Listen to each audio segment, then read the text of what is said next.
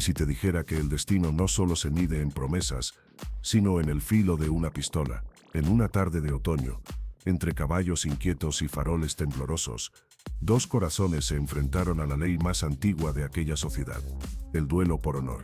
Te prometo una historia de amor probada por pólvora y juramentos, donde la elección entre el deber y el deseo tendrá un precio que nadie imaginó. Escucha al final, una sola decisión cambiará el nombre de 3 familias y mostrará qué significa amar cuando todo te exige renunciar. Era el invierno de 1823, en una villa que olía a cera y a pino húmedo.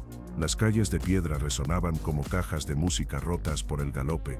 En las casas, los retratos enmarcados miraban con desaprobación. Ella se llamaba Isabel, con vestidos de tafetán que crujían como pergamino y un pañuelo de encaje bordado con las iniciales I.M, que siempre llevaba plegado en la mano, un pequeño talismán que había heredado de su madre. Él se llamaba Mateo, capitán de caballería, con botas gastadas, manos manchadas de pólvora y un pecho que guardaba más sombras que condecoraciones. Isabel deseaba la libertad, su familia exigía una alianza. Mateo había jurado protegerla, y sin saberlo, también se había juramentado a un código donde la palabra ofensa exigía reparación con armas. El pañuelo sería la prueba, la promesa, y quizás, la venda. La ofensa llegó envuelta en tinta, una carta anónima que insinuaba un vínculo impropio entre Isabel y un comerciante de Cádiz. Rumores como astillas prendieron la mecha. El conde Rafael, vecino y pretendiente, elevó la acusación hasta convertirla en desafío. Para salvar el honor de su casa, y con él las posibilidades de un matrimonio ventajoso, la familia de Isabel exigió que el agravio quedara resuelto por la senda de siempre, un duelo. Mateo, como caballero que fue criado en campos de honor, se vio arrastrado, pero su amor mutuo les colocó a ambos en el abismo. ¿Qué harías tú si quien te promete protección es también quien podría perderlo todo por defenderte? Y en silencio, mientras Isabel doblaba el pañuelo, entendió que el encaje no sería solo consuelo, sería la decisión. Pero espera, lo que pasó después cambió todo. Los días que siguieron olieron a pólvora y a hojas secas. Los segundos se eligieron como se eligen traiciones, con cuidado y sin confianza. En la víspera, Isabel visitó a Mateo en la madrugada, descalza sobre las tablas frías de su cuarto, y le entregó el pañuelo. No lo uses para cubrir la cara, susurró. Úsalo si de verdad no quieres matar. Era una petición vestida de orden, una súplica que solo un lenguaje antiguo podía esconder. Mateo entendió, debía hacer lo imposible, pero no sabía cómo. Llegó el amanecer del duelo. La llanura estaba cubierta por un rocío que brillaba como cristales diminutos. Los hombres se colocaron en sus marcas. Los segundos dieron las instrucciones que la posteridad convertiría en leyenda. Mateo apretó el gesto del pañuelo en el bolsillo. El conde Rafael, impasible, llevó la mano al revólver como quien canta una sentencia. Sonó el tiro. Mateo, sentido en el hombro, cayó sin dramatismo. El viento se llevó su juramento. Pero el disparo que escuchó después, apenas unos latidos más tarde, no fue el de Rafael, un crujido de madera, un grito ahogado, y alguien cayó entre los presentes. ¿Crees que tomó la decisión correcta? La sorpresa fue doble.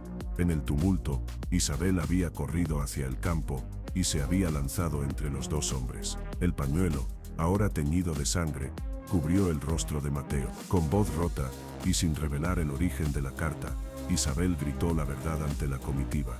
La carta era falsa. Rafael había pagado a un escribiente para fabricar el escándalo y obligar a la familia a ceder. Lo que pocos sabían era que ella había visto al escribiente en la casa del conde la noche anterior, y en su pecho guardaba una confesión, un pequeño recibo, una firma que probaba la trama. Lo que empezó como venganza privada se estaba convirtiendo en exhibición pública de cobardía. Pero espera, lo que pasó después cambió todo. Rafael, acorralado, intentó detenerla con palabras de nobleza. El público, dividido entre curiosidad y morbo, gritó. Mateo, con la camisa surcada de sangre, desvió la mirada hacia Isabel, con algo que no era dolor sino rendición. En ese instante, decidió no responder a la ley del duelo como se esperaba. En lugar de alzar su pistola y pedir disparar otra vez, arrojó su arma al barro. Fue una renuncia deliberada a ese juramento de acero que había guiado generaciones. Fue también un acto de amor que equivalía a un sacrificio social. Perder la reputación podía ser peor que perder la vida. Tomó la sangre en su mano, la besó como si fuera sacramento, y con voz baja dijo lo que todos necesitaban escuchar. Prefiero ser deshonrado por no haber cumplido con la pistola, que perderla a ella por obedecer una mentira. La decisión encendió el aire.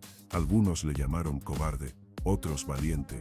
Isabel, temblando, mostró el recibo, la firma del escribiente y la rúbrica del conde. La nobleza, apegada a sus privilegios, murmuró. Pero allí, ante la multitud, se demostró que el honor podía restituirse no con sangre sino con verdad. Mateo fue llevado a una camilla improvisada. Su herida sanaría, dijeron los médicos. Rafael fue despojado de una chapeta social. La vergüenza le siguió como sombra.